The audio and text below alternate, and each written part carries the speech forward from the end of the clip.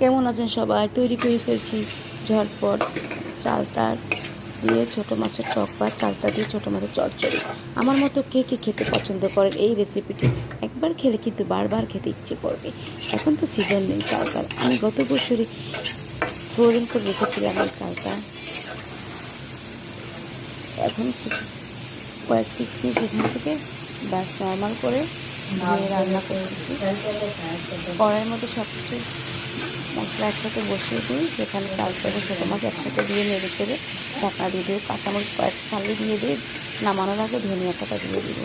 আগুনটা মিডিয়াম আঁচে দিয়ে দিব, ব্যাস হয়ে যাবে। আর একটু জল দিয়ে দিলে হবে। আপনি যদি জল খেতে চান সেটাতে জল দিয়ে হবে, দেখবেন একদম রস রস হয়ে যাবে, নরম বলে খুব মোলায়েম হয়। রেসিপিটি যদি ভালো লেগে থাকে অবশ্যই সাবস্ক্রাইব করবেন আরও নতুন নতুন টিপস আনার জন্য আপনাদের জন্য। আল্লাহ হাফেজ।